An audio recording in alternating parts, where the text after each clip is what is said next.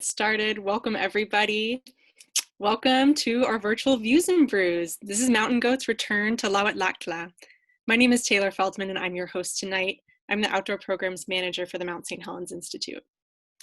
Mount St Helens Institute has been around since 1996, and we are proud to advance the understanding and stewardship of the earth through science, education, and exploration of volcanic landscapes.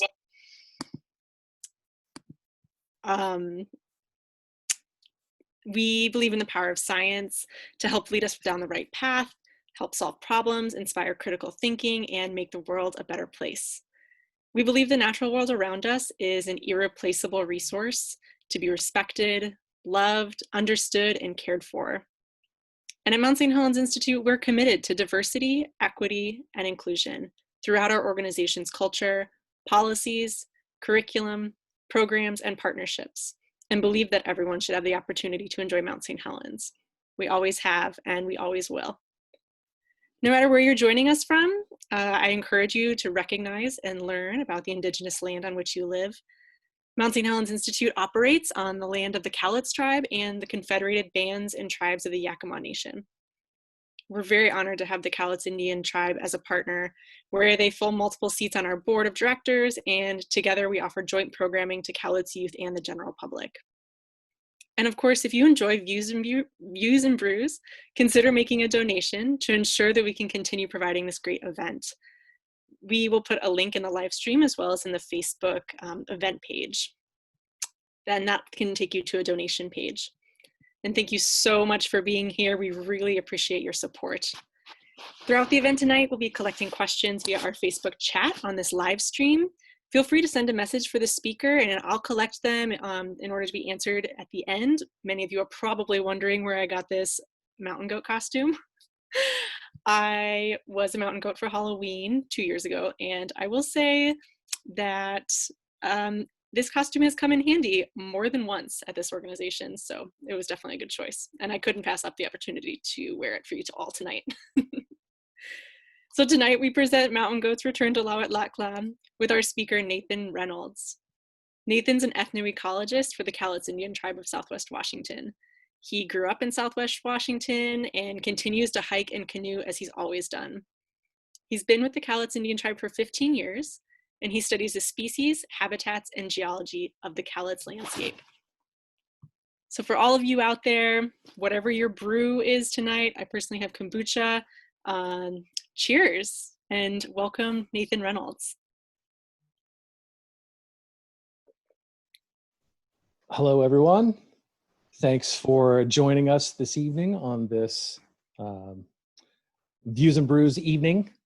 I am invited here and happy to be here today to talk to you about mountain goats returning to Lawetlat'la. And first, a little bit you may want to know is that Lawetlat'la is the traditional Cowlitz name for Mount St. Helens. So in case you didn't know that, that's part of the reason why it doesn't say Mount St. Helens in the title of this talk.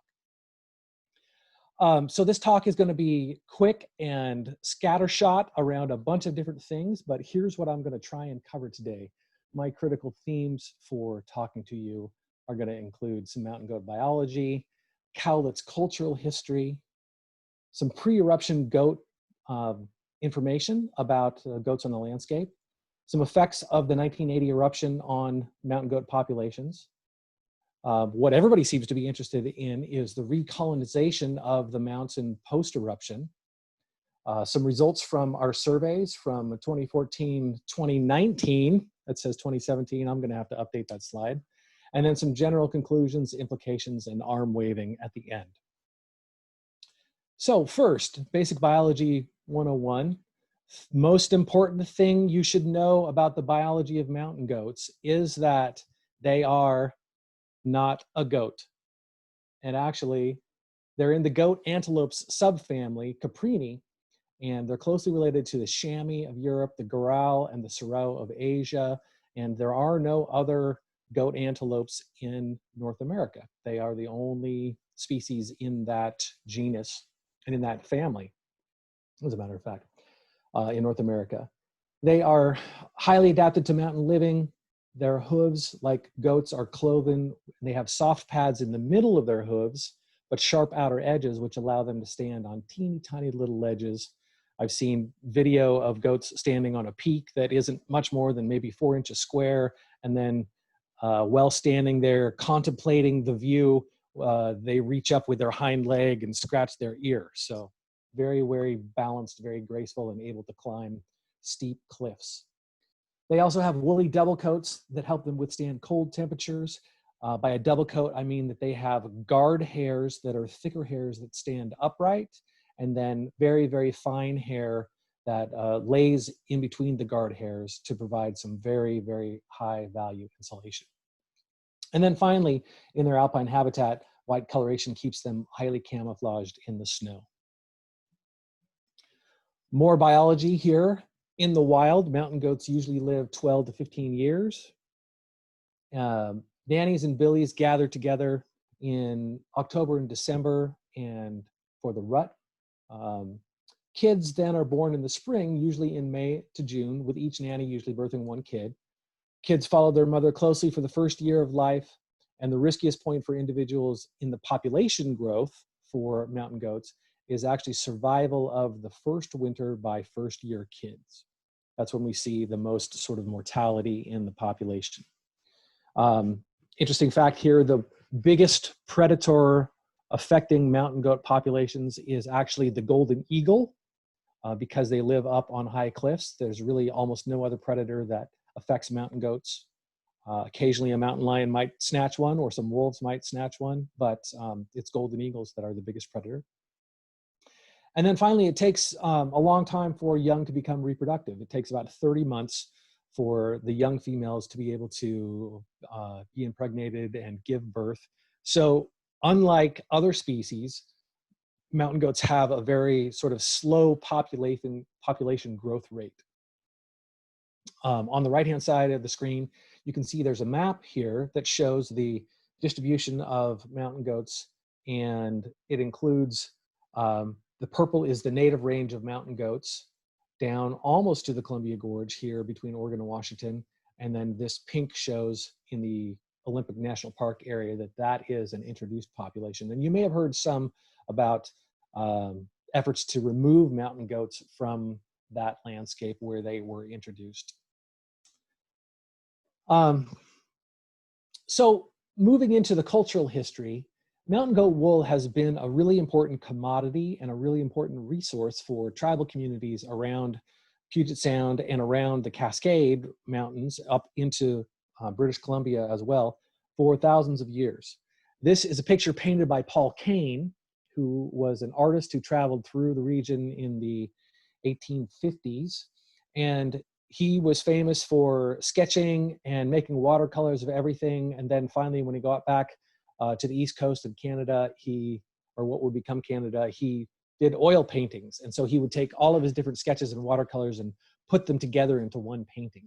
So this is titled A Woman Weaving a Blanket, and it's in the Royal Ontario Museum in Canada. And there's several things that you should pay attention to in this picture. First, clearly there is a woman who is weaving a blanket, and she is using a traditional Salish tribal 2-post loom, but she herself is also wearing a blanket. There's a woman in the back who is spinning yarn into a ball. And then down here in the front is a tiny little white curly-haired dog that is known as a Salish woolly dog. And the tribes around Puget Sound, when they couldn't get access to enough mountain goat wool, would actually gather the hair from these dogs and use that and weave it into the yarn and sort of stretch the mountain goat in terms of making it more abundant, stretch the mountain goat wool so that many of these blankets would actually be mountain goat wool and dog hair. Paul Kane wrote an extensive travelogue of his travels, and regarding mountain goat wool blankets, he said, the men sometimes wear a ring through the nose formed of bone or brass if they can get it. They wear a cap of fibers of cedar bark woven very finely together, and a blanket made from the wool of the mountain sheep. And he means goats, not mountain sheep. They are very valuable and take years in the making. For one, which I procured with great difficulty, I had to pay 5 pounds of tobacco, 10 charges of ammunition, 1 blanket, 1 pound of beads, 2 check shirts, and 1 ounce of vermilion. And then he goes on to say, these threads are woven into blankets by a very simple loom of their own contrivance. A single thread is wound over the rollers at the top and bottom of a square frame so as to conform a continuous woof and warp through which an alternate thread is carried by the hand and pressed closely together by a sort of wooden comb. By turning the rollers, every part of the woof is brought within reach of the weaver, and by this means a bag is formed, open at each end, which being cut down makes a square blanket. So he's describing the process of weaving, and then he's also painting this process of weaving with the 2 rollers of the loom, the alternate thread being spread back and forth, and then that open-ended bag being cut down and being made into a blanket. A closer look at a woman spinning yarn using a spindle whorl is in this photograph from 1915, and this is taken up in BC, the coast Salish village of Musqueam.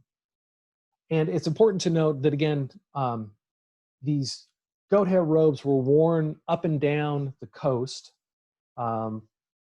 Manufacture of these robes capes were particularly done by the Cowlitz up in the northern Puget Sound, who still possess many of them and use them for distribution in their potlatches. So accompanying this photograph is a description of potlatches. On a potlatch is when someone who gives away everything that they own in order to create favors in the community and to be honored for what they are able to give. So if you are in traditional culture, if you are a rich enough person to own a mountain goat robe, a mountain goat cape, then you're a very wealthy person, because it takes thousands of hours to gather mountain goat wool and to spin it into yarn and then to weave it into a blanket. And if you are then able to afford to give a mountain goat robe away, then you're even higher status and even wealthier because of your ability to gift. So regarding potlatches, on occasions, a mountain goat blanket, is cut into several pieces in order that every person attending the potlatch may receive a gift. When after many potlatches, a woman has collected a sufficient number of pieces, she ravels them, takes them apart, retwists the fiber into long, loose yarn, and proceeds to weave therefrom an entire new blanket. The process of twisting cords is carried on either with a wooden spindle, as shown in this photograph, or between the palm and thigh. Blankets of this material were comparatively scarce among tribes of the Puget Sound, who obtained goat hair or the finished product in trade from the Klickitat, Cowlitz, and Snoqualmie people. So this note, and this was written again by Paul Kane, notes that finished blankets were traded amongst the Puget Sound, but the raw wool, the raw material, came from the Klickitat, Cowlitz, and Snoqualmie tribes. These are tribes with direct access to alpine landscapes where mountain goats have been in abundance. Here's another picture taken by Edward Curtis in 1912. This is also a Cowichan area in North Puget Sound and the North Salish Sea, showing again the 2-pole loom and essentially the exact same layout that you saw in the Paul Kane painting, with the wool coming from baskets at the foot of the loom. Many of these early blankets were collected by Hudson's Bay Company explorers or botanists or traders in the region. So there are examples of them spread around both the eastern United States and in Europe. Here's an example of a blanket that's in the the Museum of the North American Indian. Here is another picture of a Cowichan girl wearing a blanket. This was taken in 1913 by Edward Curtis. And these are simple designs. Here, mostly just still white colored. Here's a picture of Billy Yaklam from the Snuneymuxw First Nation in BC. Again, showing a simple blanket, this time with a border that's a little more complex. But not all these blankets were just simple. There are some blankets that are very, very complex and both pattern-wise and then in their coloration. Here's an example also in the National Museum of the American Indian of a much more complex pattern, much more complex dyeing traditions in terms of making the natural colors that went into this blanket. Blankets could be square in this way, but oftentimes, again, when you see a cape, the cape will have, it'll be rectangular, and the short sides will have fringes, and then the back side will also have a fringe. So in this case, if you're looking at this cape, then the unfringed side is the side that lays around your neck and drops before you here, so that the two blocks on either side actually lay over your shoulders, lay across your back. And then the fringes hang. This one is in the Museum of Natural History and the Smithsonian Institution. And then another blanket here. This was collected in 1868 by Frederick Dally in the San Juan Islands. This is in the Pitt Rivers Museum, which is the Museum of Natural History in Oxford, England. Now, the surprising thing about this is that this was a long-standing pattern of blanket making, wool weaving, yarn spinning, dog hair gathering. This whole blanket tradition was very, very important in the culture and economy for Indian tribes all along the coast, all along the those in the alpine areas who traveled to the alpine areas, who gathered and collected mountain goat wool and made an economic commodity out of it as they gifted it or traded it away, bartered for it. And these blankets that are complex and rich and robust blankets, essentially all of this blanket culture disappeared when the Hudson's Bay Company showed up. And in exchange for getting, turning 5 beaver skins in at the trading post at the Hudson's Bay Company post, you could get a very nicely made felted blanket that was ultimately cheaper, didn't require so much labor, didn't require so much intense work, and were simpler to get, simpler to use.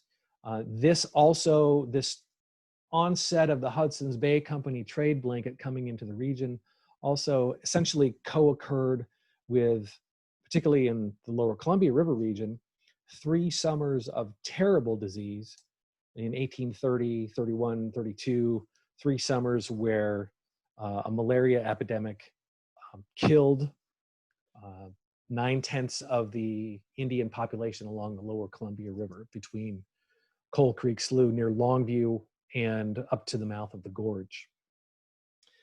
And up to all of the tributary rivers, the Washougal, the Lewis, the Kalama, and the Cowlitz rivers.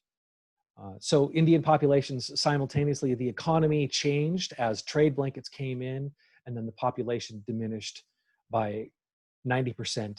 And so the people who specialized in blanket making technology and wool gathering skills, all of that culture and tradition disappeared in just a few short years. Moving forward, what do we know of pre-eruption mountain goat populations at Mount St. Helens? Well, the Mount St. Helens area was not so well explored in the early 1800s. It got climbed by the first parties of whites in the mid-1860s, thereabouts, and then right around the early 1900s, we start seeing articles like this show up in the Oregonian newspaper. It says, "Veritable sportsman's paradise near Portland." And they're talking particularly of the Spirit Lake area. And I'll zoom in here. And this is all just about hunting. So you can see that here's a picture of a cougar run to earth. And here's a fine pair of antlers up here in this area with a giant elk. But here in this view that is in the center of your screen right now, a good day's work on Mount St. Helens, it says. Well, the article below this says, "The mountain goat, which the law also protects, is perfectly at home on the cliffs and slopes of Mount St. Helens." The photo above shows 2 hunters skinning 5 of these nimble animals, which were shot near the timberline of the mountain. The meat, when not too old, tastes a good deal like the flesh of domestic sheep. The flesh of the mountain kid is said to be even more delicate than that of the domestic spring lamb, and owing to the rocky fastness where they rendezvous, these creatures are only for the dauntless and persistent hunter. Their skins make serviceable rugs, and their heads are considered a great trophy. Well, the estimates of what the habitat suitability for how many goats might have lived around Mount St. Helens in this era is somewhere between 20 and 50 goats between the area around Mount St. Helens proper, the tree line area, the alpine area, and then the Mount Margaret backcountry lying immediately to the north of Mount St. Helens. And so with 20 to 50 goats in that landscape, these hunters, for this article, showed up and shot 5. So 10% of this population was harvested out in this one day's hunt, and similar hunting continued such that by the 1920s, there really weren't any mountain goats there anymore around Mount St. Helens or in the Mount Margaret backcountry. And so the whole area was actually free of mountain goats for some time. But in the early 70s, the Washington Department of Fish and Wildlife began to undertake some mountain goat management. And by that, they were helicoptering mountain goats into the Mount Margaret backcountry north of Mount St. Helens. So in 1972, they helicoptered 4 goats in. And then in 1973, they helicoptered in another 4 goats from the Olympic Mountains. So here we have a case where I mentioned that the goats in the Olympic Mountains had already been introduced from other places in the Cascade Range. So the Cascades sourced the Olympics, and then goats in the Olympics then sourced the goats that were airlifted into the north Mount St. Helens landscape. These goats in the early 70s did well, started reproducing straight away, and population started growing. And in 1976, David Barry wrote of a hike. 2 teenage boys were hiking into Harmony Falls Lodge. They're going through the flanks of Mount Margaret backcountry, and the 2 of them were actually chased by a billy goat, defending his herd of nannies, and they ran for a tree and got treed by the billy goat and ended up spending a large portion of the night stuck in the tree. And then one of them decided to eventually, when the billy goat curled up under the tree and went to sleep, decided to jump down and run headlong down the fields in the night to get to Harmony Falls Lodge. They brought a crew up from Harmony Falls and were able to recover their backpacks and get everybody safely down to Harmony Falls Lodge. But he reports that in 1976, there's already a population of 12 to 15 goats that he encountered in this one herd. So populations in 1976 had started to grow from the WDFW importing of mountain goats into the region. But shortly after 1976, we move into 1980, the huge May 18th eruption of the mountain blew north out the vent, and not only did it encompass that whole area around Mount St. Helens, but also blew trees down in the Mount Margaret backcountry. And essentially, the reports are that goats and elk and deer and most all the wildlife around Mount St. Helens was just extinguished in that eruption. The eruption killed an estimated, by WDFW, 5,000 black-tailed deer, 1,500 elk, 200 black bears, and 15 mountain goats, plus an unknown number of mountain lions, bobcats, and so on. That was what was reported in the paper as the probable impact. So 15 mountain goats at that point in and around the Mount St. Helens, Mount Margaret backcountry area. I did hear a report from a fellow who was a helicopter pilot shortly after this May 1980 eruption and was doing rescue work up there. And he did report that he saw a herd of 13 mountain goats in the Green River area, but that they had been blinded by ash and were not doing well a day or 2 after the eruption. And so those are assumed to have died, but we don't really 100% know. We're just going on the best available information that we have. So post-eruption, on the south side of Mount St. Helens, there was, as early as October 1980, there was a report of a single goat that had survived and was using the alpine habitat on that southern slope of Mount St. Helens. But really the first reliable sightings started in about 1987. And in 2000, so 20 years after the eruption, mountain goat wool and tracks were actually found in the crater of Mount St. Helens by some USGS scientists. And then finally, in 2007, a USGS scientist flying in a helicopter took this picture of goats in the steppe channel. And the steppe channel is the channel that drains off of the west side of the Mount St. Helens crater. So Lewit drains the east side, the steppe channel drains the west side. And not only did he see this and take this picture of 11 goats, but if you look closely, and I'll zoom in here, you can see that it's not just goats, but nannies and kids. So we have 2 kids following this nanny on the left, and then we have some more kids over here in this area. And so in 2007, 27 years after that 1980 eruption, we have the first evidence for mountain goat population growing, actual reproduction happening on this landscape, not just single goats maybe traveling through or single lonely goats staying for a long time, but actual on-site reproduction happening. We began to also see on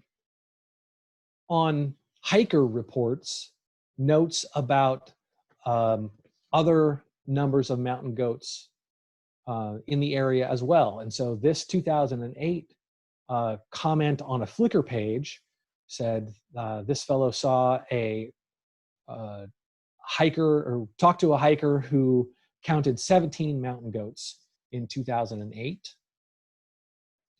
This lady, Allison, who was blogging at Allison Outside in July 2013, said that she saw a couple goats on Crescent Ridge, which is part of the South Fork Toutle River Canyon. So this is over on the west side of the mountain, and had this nice picture of a goat coming across on the pink mountain at sunset.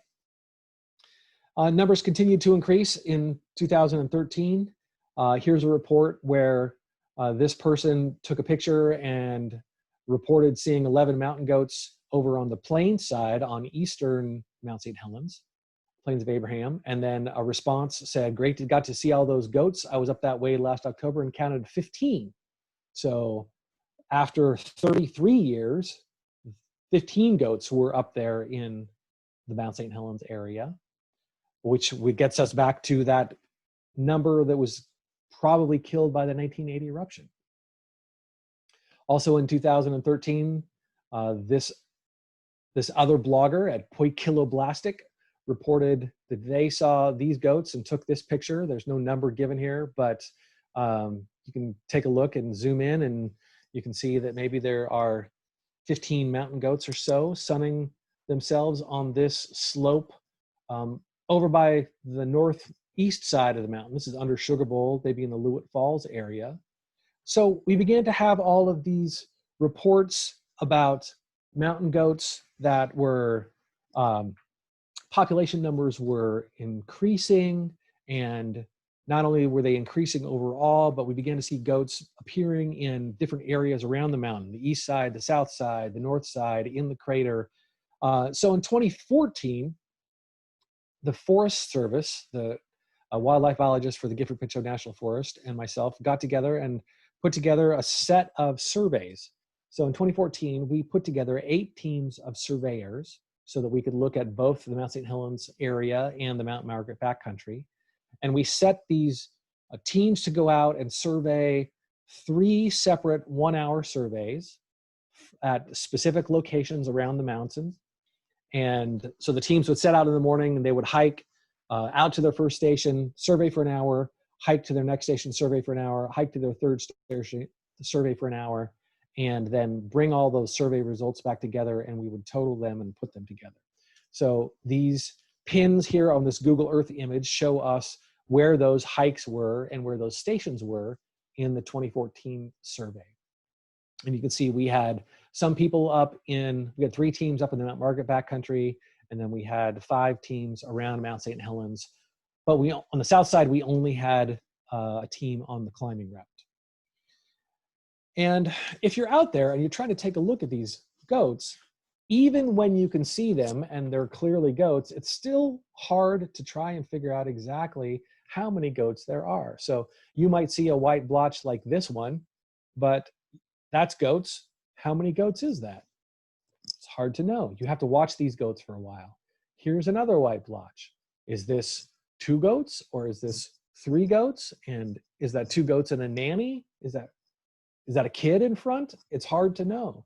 You have to spend some time looking at the goats and seeing how they're behaving to try and differentiate between kids and nannies. And in the middle of the day, that's a really good time for goats to be sleeping. So they are up and foraging in the early morning.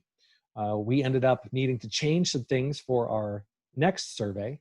But for our 2014 survey, we had good results. The teams went out, and the teams also were able to see evidence in the terms of goat wool that was spread across willow bushes all around the landscape, that goats essentially were anywhere they wanted to be, anywhere and everywhere. So we saw goat wool in places where we didn't see any goats.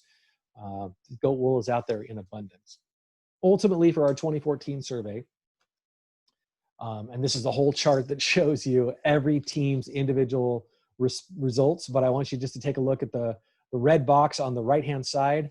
We had been hearing about groups of 15, maybe a group of 17. We didn't know what the results were going to be, but on that 2013 first survey, we saw a total of 65 goats, which was a much higher number than we anticipated seeing. Again, expecting that there was 20 to 50 goats out there in the pre-eruption, which we saw and thought of as good habitat. This eruptive landscape out there now, to be carrying 65 goats was just a remarkable number. So we went out and, like good scientists and what scientists do to count things, we reset and did a survey again in 2015, but we added 2 more teams and we spread out around the Mount Margaret backcountry a little bit more so we could get a better look at suitable habitat. And we added 2 teams on the southwest and southeast side of Mount St. Helens. So compared to the last map you saw, we added a team in the Butte Camp area and then over on the June Lake side. Other than that, we changed also our survey protocols by starting an hour earlier so that we would be more likely to see goats up and moving before the day got too hot. And these surveys are done the first weekend in August, so it is a fairly hot time of year. And this survey, with 10 teams, we saw 152 goats, again, looking at that red box in the lower right-hand corner. So that is more than twice an increase over what we had seen in 2014 when we saw 65. So this was a great result, completely unexpected again, that the landscape held this many goats. And we began to wonder, of course, how many goats could be out there. And we began to think about the landscape in terms of habitat suitability. Again, we had thought that this was not really suitable mountain goat habitat, but there seems to be lots of goats out there. Simultaneously, the Mount St. Helens Institute, the Cowlitz Tribe, and the Pacific Northwest Research Station had put out a whole series of game cameras around Mount St. Helens. And we began seeing around Mount St. Helens goats in these areas that we never really would have considered suitable goat habitat. So on the lower left is on the lower left is a picture of a nanny who is shedding her winter coat and her kid coming along behind her, passing through an area that is illustrated by the upper photograph showing the number 3 confluence cam. This is almost due east of Spirit Lake. It's over in the headwaters of the Muddy River Bean Creek drainage. That's not really what we would have considered goat habitat, and yet here is a mountain goat, probably 2,000 feet elevation, and a kid just jaunting along the landscape. So we began to understand that goats were moving around this landscape more than we anticipated. Now remember, ultimately, that this, again, is just natural immigration. we're not seeing goats moving in as a result of anybody helicoptering goats in. These goats are just finally doing two things. They're wandering in first, and then secondarily, once enough have wandered in, then the herd reaches a point to where the herd here on this landscape can become reproductive. So the three nearest mountain goat source populations are Mount Rainier, the Goat Rocks Wilderness Area, and then Mount Adams. And these source populations are, 70 to 50 kilometers away. And the goats can travel certainly between these landscapes without any problem whatsoever. But it turns out that that's not quite the true story, because it is 70 to 50 kilometers away. But in between these spots are areas of suitable goat habitat. So here is an aerial picture of Jumbo Peak, which is sort of halfway between the Goat Rocks and Mount St. Helens. It's in the Dark Divide wilderness area. I'm sorry, it's not a wilderness area, the Dark Divide. And I'll zoom in here, but right in this Google Earth photograph, on top of Jumbo Peak, you can see each of these little tan circles down here on the bottom of the photograph are goat wallows, where they take dust baths. And then each of these white spots right here on the top of Jumbo Peak are goats. So there are stepping stones of suitable goat habitat that exist between these major population centers and Mount St. Helens, where we eventually got enough immigration for goats to start up a big population in that area. But as Mount St. Helens turned on, as in sort of a meta-population sense, that it became occupied and we realized the habitat in Mount St. Helens is suitable, we began to see goats in other areas as well. And so 53 kilometers to the south of Mount St. Helens, we started having goats turn up on Silver Star. And so in 2015, there were goats reported on Silver Star. There's now a pair of goats on Silver Star. There were goats that were reported on the shores of Merrill Lake to the southwest of Mount St. Helens. And there was even a mountain goat reported essentially walking through downtown Toutle. Where it was going, I don't know, but that's 30 kilometers west of the mountain, heading to the Columbia River. I have no idea where that goat was going. That goat probably doesn't know where it's going either. But even more amazingly, in 2017, this fellow Chip Down reported a mountain goat in the Columbia River Gorge and took photographs. And so here is a mountain goat on a spire of rock in the Columbia Gorge. And for a couple of years now, as I've been thinking about this one lonely mountain goat over on Dog Mountain in the Columbia Gorge, I've been thinking that this lonely mountain goat is probably some bachelor hermit that went over there and started hanging out and was wondering where all the ladies were. But I have a newsflash for you from yesterday, because no news like fresh news. My family went on a nice gorge drive, and I spent some time with my binoculars looking across the landscape over at this view of Dog Mountain from the Oregon side of the river. And forgive the terrible photograph, but I was wrong. That wasn't a Billy, that was a nanny. And as of yesterday, I could see two kids with that nanny over there on Dog Mountain.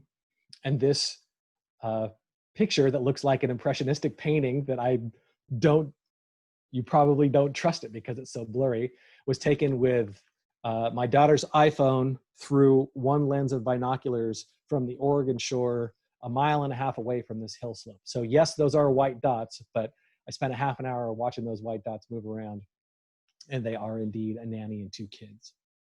So for all of you who are very, very surprised that there are mountain goats in the Columbia Gorge, let's go way back. Way back. The biologist who was the scientist who wrote the description for the mountain goat in North America is Monsieur de Blainville, who wrote in 1816 the species description, and he is correcting a description from George Ord. And so he wrote it in a French science journal, and he says that he is correcting the description of George Ord because George examined the material from Lewis and Clark and described it as a sheep with the name Ovis montana. But Monsieur de Blainville says that it can't be a sheep because the horns do not permit it. And he says it has to be a kind of antelope. And so he puts it into the Rupicapra genus, which again is the goat antelope genus. And so he was the first person to correctly put it in the right genus, not a sheep. But he also was looking at material gathered by Lewis and Clark.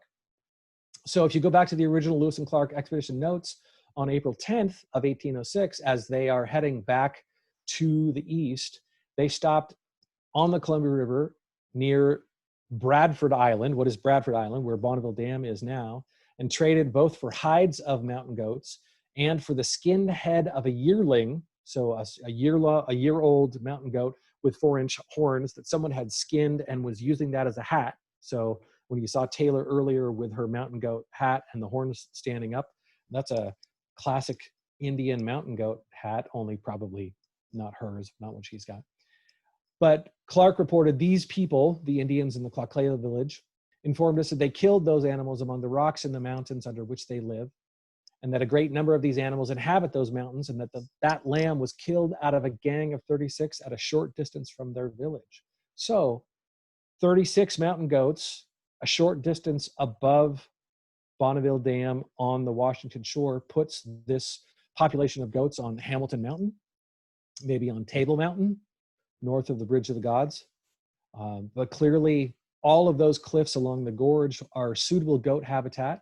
Lewis and Clark saw goats there. The Indians reported goats there. And the actual first specimen that was used to describe this species by science was the Lewis and Clark collection of goat skins and goat horns from the Columbia Gorge region. So that goat on Dog Mountain with the 2 kids is actually a return to suitable habitat where the species was first described.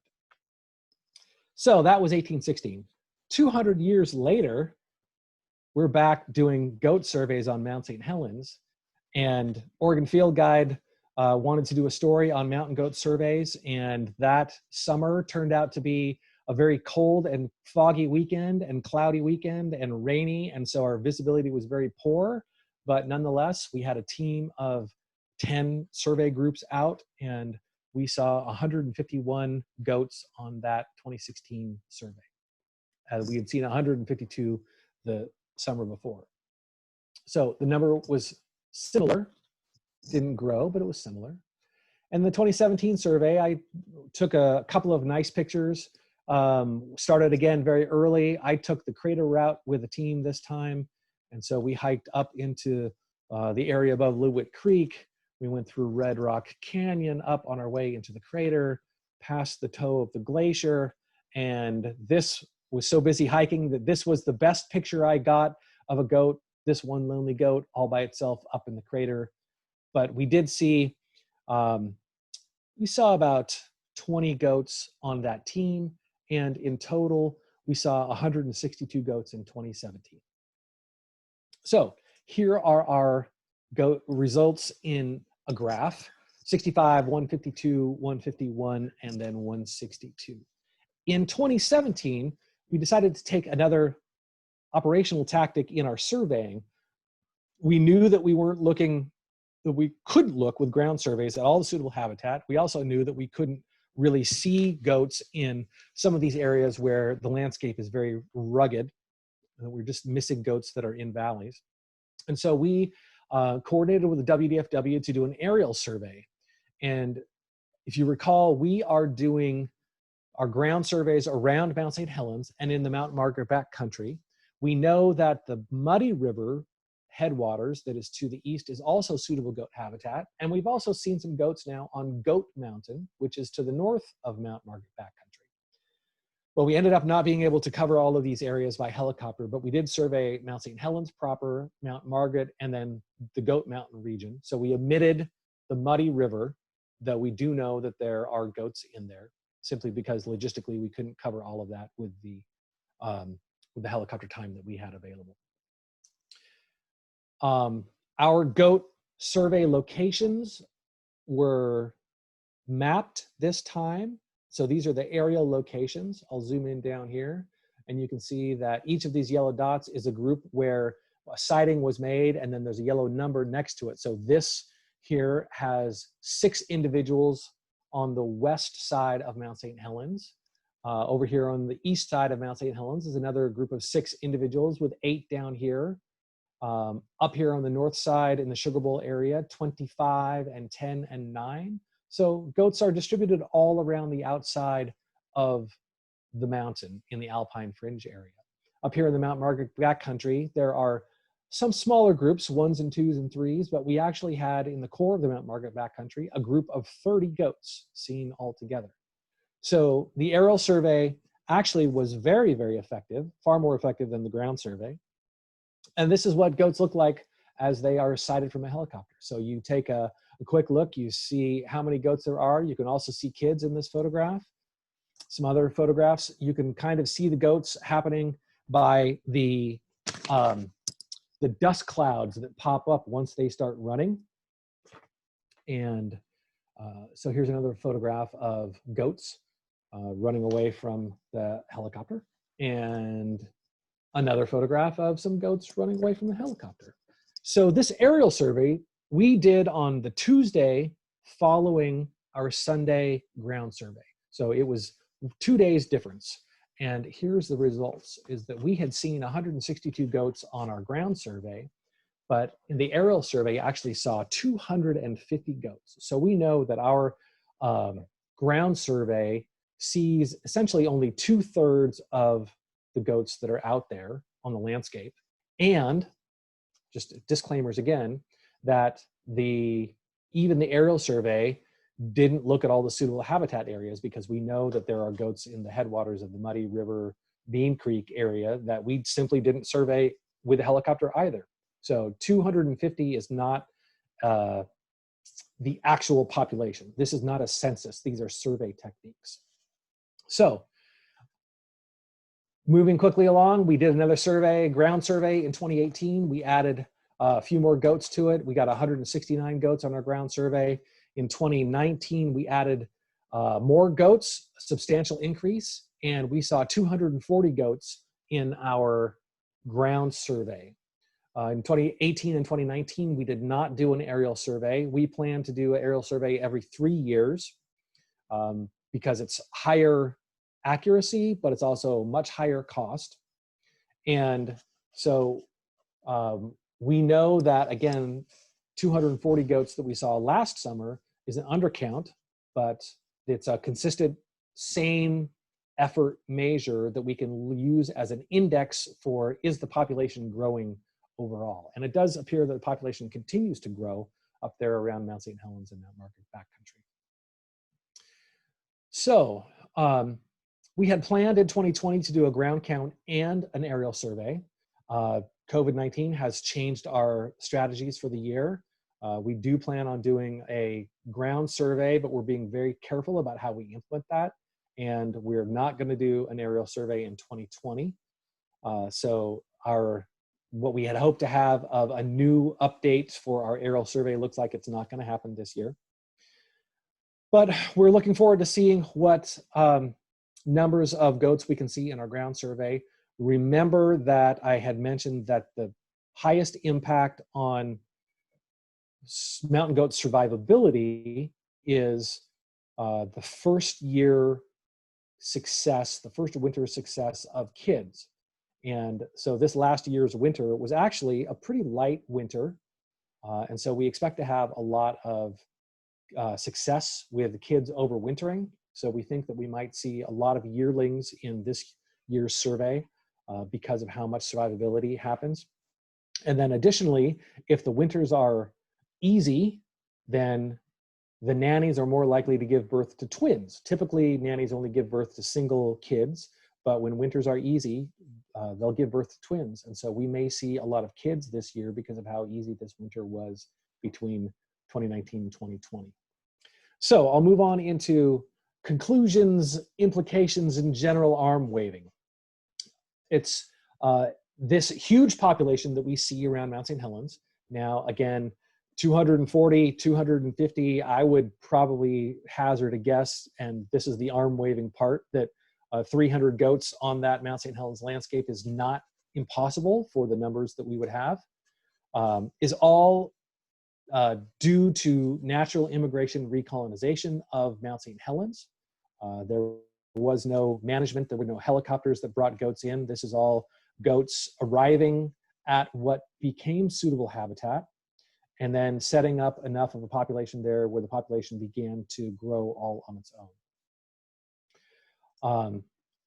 What this points to is the habitat suitability and productivity. This area around Mount St. Helens where we see the pumice plain and then flat areas, exposed areas, is not really what we think of as suitable goat habitat. There are cliffs, sure, but it's not really the sort of rocky ledges, traditional habitat where we think mountain goats do very well. However, it is wide open, it is sort of shrub fieldy, and clearly there's not a lot of predators happening in that area affecting mountain goats. And so the eruption has made sort of an island of pseudo-alpine habitat at low elevations. So it has the appearance and characteristics of alpine habitat, but really it's like 3,000 to 4,000 feet, where most alpine habitats are 6,000 or so. So it may be habitat suitable, but it may also really benefit these individuals because it does not have the winters that you would have at 6,000 feet elevation where goats are living on cliffs. There may be more forage, there may be more browse, and so habitat suitability and productivity may be very high around Mount St. Helens, leading to this population growth rate, even though we don't think of it as traditional mountain goat habitat. Population growth and carrying capacity. We do know that there will eventually be a carrying capacity limit on mountain goats up there in this Mount St. Helens, Mount Margaret area, but nobody really knows what that limit of population is. Doesn't appear to be heading at any limit right now or flattening in any sort of way. We really see increased population growth still occurring. And so who knows what the population limit is? Is it gonna be 300 goats and then flattening? Will it be 500 goats and then flattening? I couldn't even want to do any arm waving guessing about what that population would be at that time. We'll all have to wait and see and find out. There are important implications for recreation and hunting. Some of you may have heard about some goat-human interactions up in the Olympic National Park. This is part of the reason why the goats are being removed from Olympic National Park, is that they've become very acclimated to humans in that area. There was a goat that attacked and killed a hiker by charging him and impaling him with a horn. The goats around Mount St. Helens don't seem to have that sort of behavior, but we do have almost 20,000 people a year climbing the climbing route of Mount St. Helens. So the possibility of goat-human interactions are very, very high. Goat hunting has been allowed around Mount St. Helens now, and so there are 2 tags that were added to the overall statewide population. I believe that took the mountain goat tag number statewide from 19 tags to 21 tags. And this is again in an area where mountain goats were, of course, hunted in the past, but WDFW does establish a minimum population that they want to see the population be above 200 individuals before they will allow any hunting whatsoever. So the population did eventually reach that threshold, and there was an addition of some tags there. It may be that the Cowlitz Tribe, would be doing a ceremonial hunt at some time in the future. Well, the tribe is not certain about that at this point because they want to watch the population a little bit longer, but that's the sort of cooperative management spiritual ceremonial work that we undertake with WDFW and the Forest Service. And then finally, implications for tribal weaving traditions.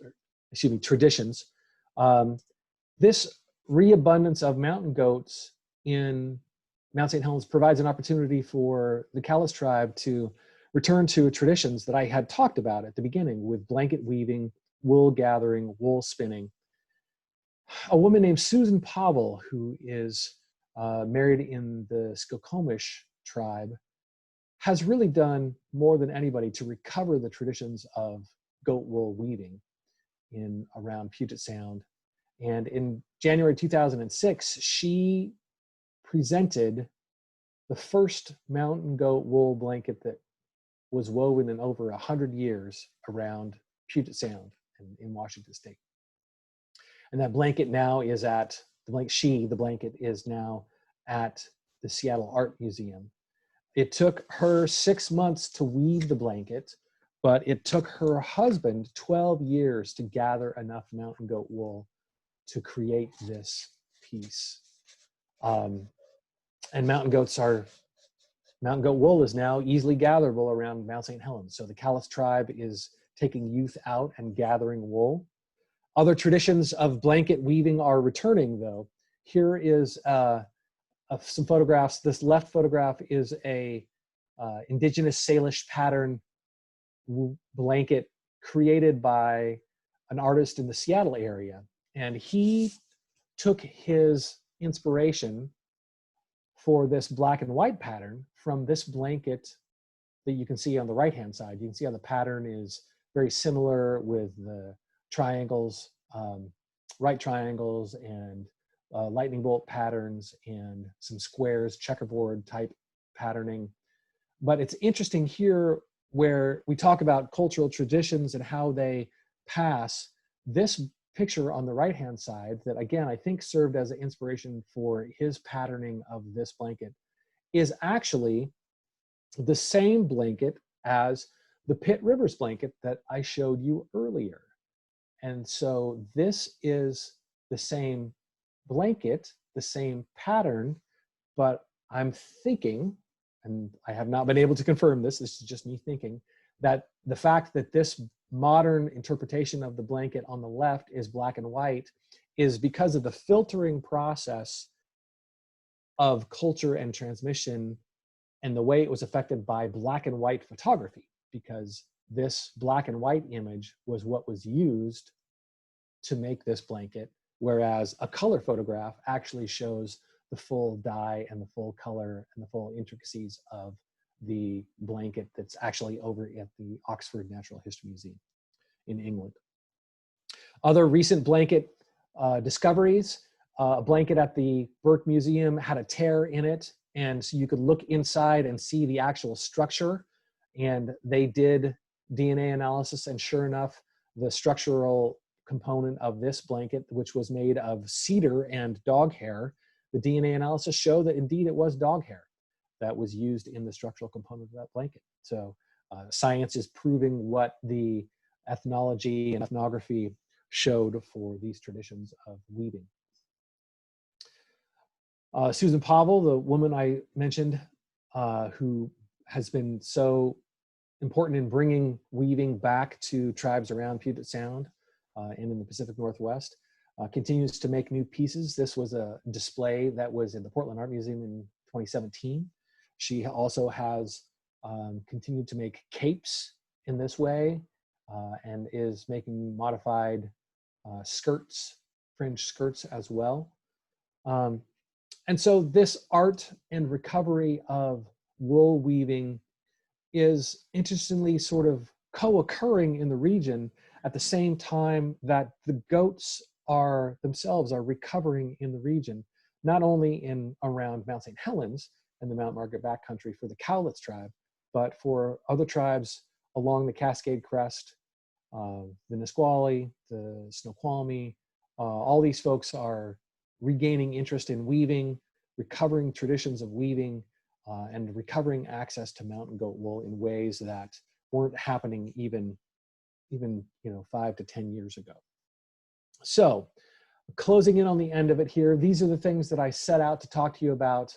I covered all of these again and gave you the updated information about what we know from our mountain goat surveys, how wool traditions are being recovered, and what this might mean for the future.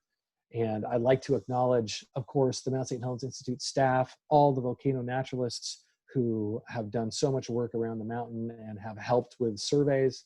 I have to thank the Mount St. Helens National Volcanic Monument staff, the Forest Service in its Gifford Pinchot staff, P&W Research Station, as well as the monument, as I said, all the WDFW staffers that have helped with surveys, and all of the other goat management, Cowlitz Indian Tribe staff that have helped with the surveys and cultural heritage. And then the Safari Club International supported the aerial survey by paying for the helicopter. So it has been an ongoing team effort since 2014 to monitor goat populations recovering on Mount St. Helens. And that is the conclusion. And with that, I will turn it back over to Taylor and see if any questions came along while I was chattering away. Thank you so much, Nathan. For all of you that are out there, I'm toasting you, Nathan, from across the Ethernet here. Definitely some questions came up. Okay. Let's see. So do you know anything about what they used for dyes for the natural wool to make their patterning? Yes, there's all different kinds of things. A lot of wool dye comes from berries. So a lot of huckleberries would go in to make the purple dye. Red huckleberries would make red dye. Oregon grape bark, the interior of Oregon grape bark has a very, very strong yellow dye. And interestingly, some dyes come from lichens as well. And so there is a whole chemistry technology of establishing the dye and dyeing the wool and fixing the color in the wool. So there's a lot of different ways that, and a lot of different origin for the different colors. And you mentioned that a lot of the, especially more of the ancient blankets, are in museums. And I know that some of those, the newer ones that are in the Burke Museum, is there any movement to retrieve those back to the Cowlitz Indian Tribe property? Or there has not been any requests that have gone out to recover those or to bring them back. Certainly the repatriation of those blankets could be done. It's easier to do that within the United States and the laws that govern that in the United States. It's much harder to go overseas and to try and repatriate a blanket that would be in Britain, for example, but it's not impossible. Some of you may know that the Grand Ron tribe had brought several artifacts of cultural heritage back to their Chichalu Museum for display and teaching. And so it's not impossible, but that's not a thing that has really been happening yet. I would suspect that as practitioners in the Cowlitz tribe learn to weave and begin to recover those traditions, that what they would want to do is see those blankets and understand the depth of skill and art that's in those blankets so that they can take their skills to that level. Absolutely. And I'm still on the pattern or the blanket theme. Do you know about the significance of the different patterns, about whether those triangles or the lightning bolts or the checkerboard, if they have any significance to the landscape? There are certain patterns that are Coast Salish patterns. Sort of a bit of a complex answer here. The lower Cowlitz tribe is Coast Salish heritage, and so has art traditions that are more in line with Puget Sound and the Northwest Coast, although the Southern Coast Salish is different than what you would see in BC by a long way, certainly. But also the upper Cowlitz, who are better known as the Taitnapam, are actually very highly plateau influenced. And so a lot of their art traditions and cultural heritage traditions from these mountain areas are more plateau-like. And so those patterns there in the blankets really, again, depend upon the maker and where the maker originated and what patterns she would have in her family. A lot of these patterns are sort of like family crest patterns or are owned by a maker. And so you see those patterns being used over and over again. And so it's less about sort of regional tribal description versus the heritage and family relations of the individual maker. And they typically do represent landscape things. On some of the Cowlitz baskets, there is commonly a representative beargrass pattern. And some of the baskets that are similar Klickitat style baskets from the Columbia Gorge oftentimes show condors on those baskets. So condors are another interesting creature that used to be in this landscape that isn't in this landscape anymore and might be coming back someday, but is clearly represented in the art of that region. Sure. Thank you. And Sure. how did the Cowlitz retrieve the goat fur? How do they still? Some folks were asking whether it was more involved with the hunting process or whether it was just gathering from what had been shed.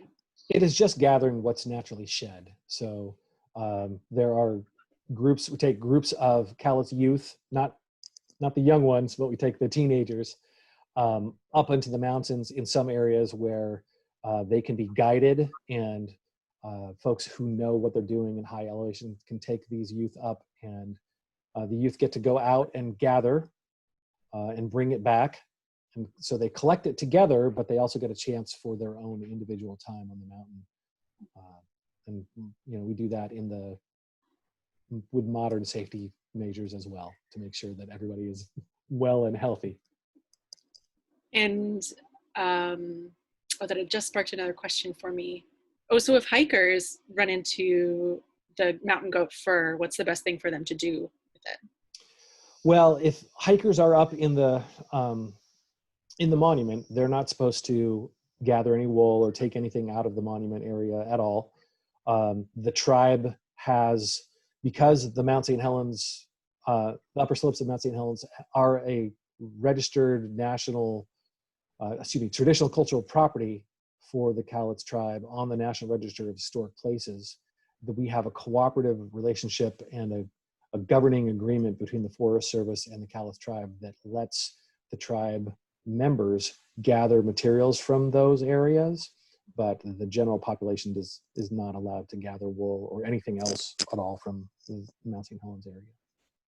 So then the second part of that question is, if hikers run into mountain goats, what should they do? Take some pictures. Count them. Do they pose any sort of threat here like they do in the Olympics? Currently, there's been no evidence that they pose any sort of threat. There's been no behavioral challenges. Most goats will just simply leave quickly. So if you surprise some goats, you can expect them to get out of there. Let's see what a few other questions were that came in while you were chatting, or can you speak about mountain goats in Oregon or on the Oregon side of the Columbia River Gorge? One of the viewers remembers seeing them in the 1970s, and I know it's a little bit outside of the Mount St. Helens purview, but sure. If you have any insight, north or south. Well, so there are a few goats that are not often seen, but there are some goats on the Oregon side of the Columbia Gorge, and there are some goats around Mount Hood, but just a few. And there are goats down further in the Oregon Cascade, so there are goats in the Mount Jefferson area as well. However, if you remember the distribution map that I showed at the very beginning of my presentation, it showed no goats in Oregon. We do think that the goats in Oregon are mostly natural, although there has been some transplanting of goats from time to time. But we also, and here's a real quick story, there was a goat that had a radio collar, and that radio collared goat actually went from Washington to Oregon. So I don't think he, paid $1 at the Hood River Bridge and got a ride over, but I'm trying to wrap my head around a goat swimming across the Columbia River from Washington to Oregon. But that's where the radio collar, says. So. And there's no evidence of relocating No. goat manually, right? No. Mm-mm. Wow, that is wild. Yeah. What? So, yeah. What's the average lifespan of a mountain goat, and at what age do they reproduce? they live to be 12 to 13 years old in the wild. They'll live longer in captivity. And they will become reproductive at about 30 months. So it takes about 2.5 years for goats to become reproductive. That's part of the reason why populations of mountain goats are have been so substantially reduced in Washington State, is that it just takes a long time for the populations to develop. And quite frankly, they were overhunted for many years. Hunting has been dramatically scaled back, and so populations are beginning to recover all across the state.